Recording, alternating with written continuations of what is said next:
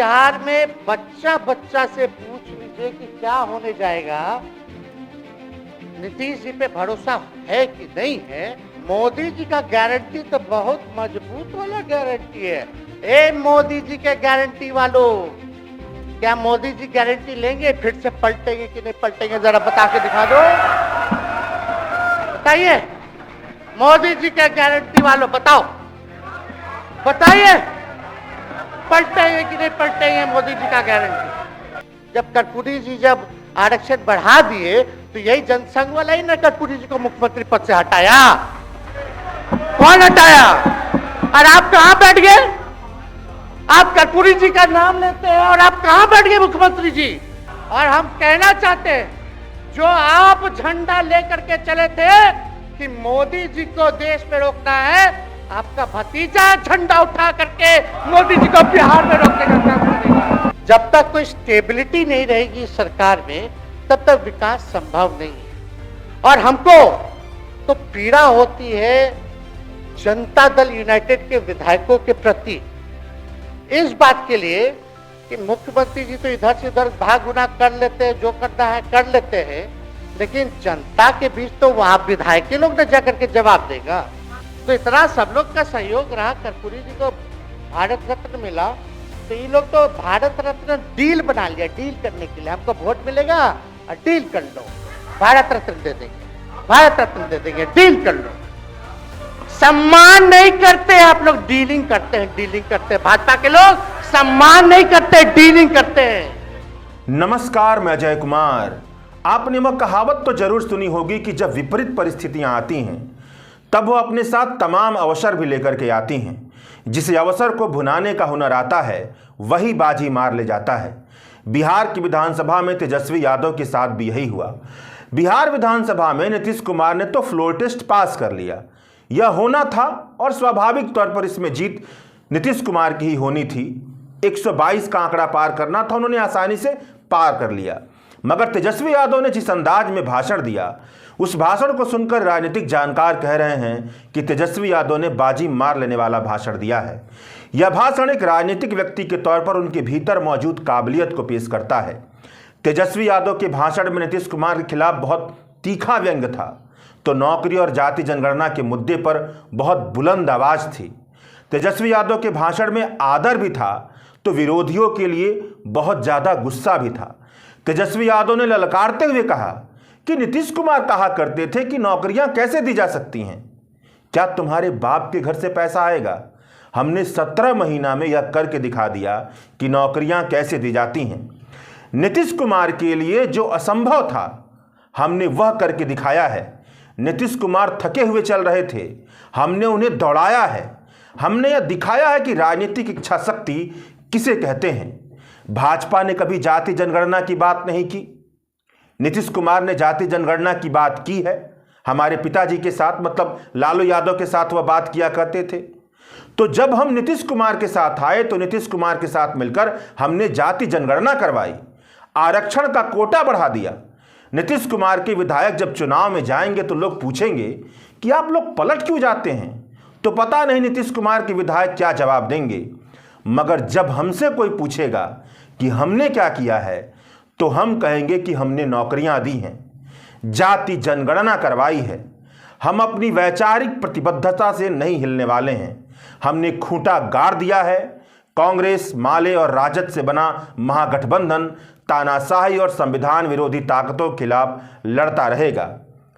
तो इसी बात के इर्द गिर्द जो तेजस्वी यादव के भाषण के महत्वपूर्ण हिस्से हैं, उसे आप इस वीडियो में सुन सकते हैं। हम माननीय मुख्यमंत्री जी को धन्यवाद देना चाहते हैं कि लगातार 9 बार उन्होंने शपथ लेकर के इतिहास रचने का काम किया और 9 बार तो लिया ही महोदय, लेकिन एक ही टर्म में 3-3 बार लिया, ऐसा अद्भुत नजारा हम लोगों ने नहीं देखा। माननीय मुख्यमंत्री जी हमारे लिए आदरणीय थे, हैं और हमेशा रहेंगे। हम इनकी इज्जत हमेशा करते आए हैं और करते रहेंगे। और हम तो कई बार इनके नेतृत्व में काम करने का मौका मिला और हम लोगों ने काम किया मिलकर के, इसमें कोई दो राय नहीं। आगे हम सारी बात को भी हम अपने आप लोगों के समक्ष जो है रखने का काम करेंगे। अब कई बार माननीय मुख्यमंत्री जी जो हैं इस बात को बोलते रहे हैं कि तुम मेरा बेटा जैसा हो, कई बार बोलते हैं और हम भी अपना मानते हैं, अपने गार्जियन मानते हैं। और आप लोग भगवान राम की चर्चा करते हैं, हम आप सबके मन में तो राम है ही, शांति शांति, लेकिन एक बात समझना पड़ेगा, हम तो नीतीश जी को एक दशरथ जो पिता है उनके रूप में वैसा गार्जियन मानते हैं कि भाई कई बार जो है इन्होंने कई बार आप लोगों के सामने भी बोला अब तो यही करेगा, यही आगे बढ़ेगा। तो चलिए नौजवान लोग ना आगे बढ़ेगा, आगे काम करेगा, लेकिन कई बार मजबूरियां रही होंगी इनकी, जैसे दशरथ की मजबूरी थी, राजा दशरथ की, कि राम को जो है वनवास जो है भेज दिया गया। लेकिन उस बात को हम मानते हैं कि हम वनवास नहीं आए हैं, बल्कि हमको इन्होंने भेजा है जनता के बीच उनके सुख और दुख के भागीदार बनने। पहले बार ये अपने से दूर किए, वो भी क्या मजबूरियां रही हमको नहीं पता, ना आपको पता, किसी को नहीं पता क्या मजबूरियां रही। लेकिन इन्होंने जब पहली बार जब दूर किया तो एक ही बात निकल के आया। क्या बात निकल के आया कि आप जो है एक्सप्लेन कर दीजिए, आपके ऊपर जो है मुकदमा है, केस है। जब दोबारा जब इन्होंने अपनाने का काम किया तो इन्होंने कहा कि सब बीजेपी वाला सब फंसाने का काम करता है, ईडी और सीबीआई लगा देने का काम करता है। देखिए हम तो आपको इज्जत देते हैं और आगे भी देते रहेंगे, लेकिन ये बात समझना पड़ेगा। और बिहार की जनता ये जानना चाहती है कि आखिर ऐसा क्या कारण है कि आप कभी इधर रहते हैं, कभी उधर रहते हैं। ये तो सब लोग जानना चाहता है, सब लोग की इच्छा है। आखिर क्या ऐसा हो गया कि आपको ये निर्णय लेना पड़ा। 2020 का हम लोग चुनाव जीत करके आए, मात्र बेईमानी के बाद 12,000 का डिफरेंस था पूरे महागठबंधन और एनडीए में। आप क्यों छोड़ के आए? आपने यही बोला था ना कि हम एनडीए इसीलिए छोड़ रहे हैं क्योंकि हमारे पार्टी को तोड़ा जा रहा है, हमारे विधायकों को प्रलोभन दिया जा रहा है। और आपने ये कहा था मर जाएंगे मिट जाएंगी, तो आप कहते ही रहते हैं, हमेशा लगातार ही कहते रहते हैं। उस पे हम नहीं जाएंगे, लेकिन आपने तो ये कहा था कि भाई हम लोगों का एक ही लक्ष्य है, न प्रधानमंत्री बनना है, न किसी को मुख्यमंत्री बनना है, देश भर के विपक्षों को गोल बंद करके जो तानाशाह है उसको दोबारा नहीं आने देना है, इसीलिए ना आ पाए थे। और आप जब गवर्नर हाउस गए महोदय, मुख्यमंत्री जी, जब आप बाहर आए तो आपने बोला कि आपका मन नहीं लग रहा था। आपने ये बोला कि मन नहीं लग रहा था। मन नहीं लगेगा तो हम लोग नाचने गाने के लिए थोड़ी है, आपका मन लगाने के लिए। हम तो आपका साथ ना देने के लिए थे कि जो काम आप बोलते थे असंभव है उसको हम लोगों ने मुमकिन करके दिखाने का काम किया।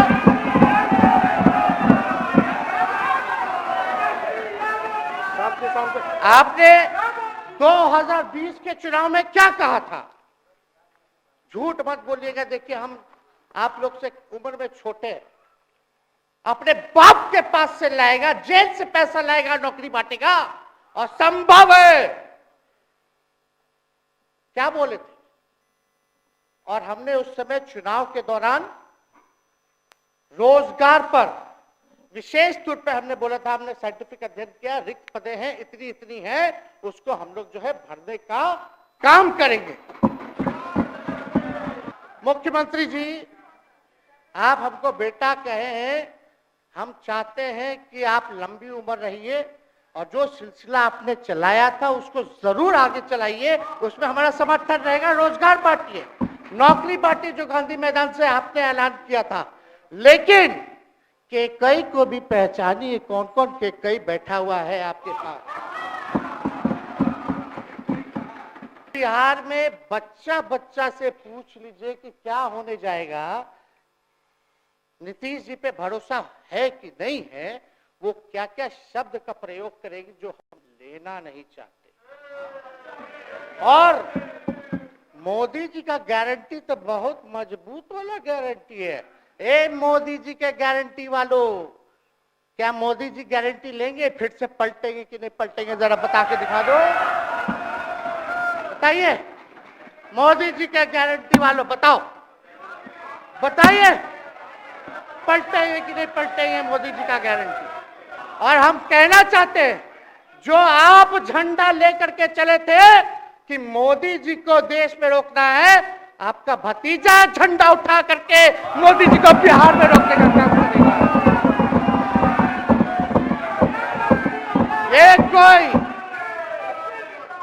ये कोई पहली बार नहीं है, ये कोई पहली बार नहीं है मुख्यमंत्री जी, जो आप लोगों के साथ हम लड़ रहे हैं अकेले। हमारे साथ कांग्रेस है, माले है, महागठबंधन हम लोगों ने बनाया था 2020 में, और 20 में तो क्या रिजल्ट हुआ था उसी का ना पीड़ा आज मुख्यमंत्री जी का कि तीसरे नंबर का पार्टी हो गए। और चर्चा तो बाजार में ये भी चल रहा है, आप मुख्यमंत्री जी एक और पूरी बिहार की जनता मीडिया के साथ ही है, अरे कब्जा छुड़वाने चले थे, अब तो खुद ही कब्जा इन पे हो गया। इच्छा शक्ति होनी चाहिए, विल पावर होना चाहिए। तो मुख्यमंत्री जी जो थके हुए मुख्यमंत्री थे उनको हमने दोहराने का काम किया। तो हम लोग सही बात बोलते थे, बोलिए कि जातीय जनगणना, जाति आधारित गणना के बारे में यही ना हाउस से हम यही ना बैठे थे, यही से ना हमने प्रस्ताव किया था। हालांकि आप पहले से मांग करते रहे, हमारे पिता भी मांग करते रहे, खाली भाजपा वाला को छोड़ के। जब कर्पूरी जी जब आरक्षण बढ़ा दिए तो यही जनसंघ वाला ही ना कर्पूरी जी को मुख्यमंत्री पद से हटाया। कौन हटाया? और आप कहां बैठ गए? आप कर्पूरी जी का नाम लेते हैं और आप कहां बैठ गए मुख्यमंत्री जी? तो इतना सब लोग का सहयोग रहा, कर्पूरी जी को भारत रत्न मिला, तो ये लोग तो भारत रत्न डील बना लिया, डील करने के लिए हमको वोट मिलेगा और डील कर लो, भारत रत्न दे देंगे, भारत रत्न दे देंगे, डील कर लो। सम्मान नहीं करते आप लोग, डीलिंग करते हैं, डीलिंग करते हैं। भाजपा के लोग सम्मान नहीं करते, डीलिंग करते हैं, केवल वोट बैंक की राजनीति के लिए करते हैं। और हम लोगों ने कितना आरक्षण बढ़ा दिया? 75%। लालू जी का जब सरकार था तो उस समय शायद 12 या 14% था, राबड़ी जी के सरकार में 18% हुआ। उसके बाद जो है आप आए तो और बढ़ गया, हम लोग आए तो 75% तो हम लोग ले ही गए, लेकिन 24 के आसपास जो है अति पिछड़ों का आरक्षण जो है वो मिला। तो हम लोग तो ये सब काम करते रहे, और हम लोग विचारधारा को मानने वाले लोग हैं, हम लोग सिद्धांतवादी लोग हैं।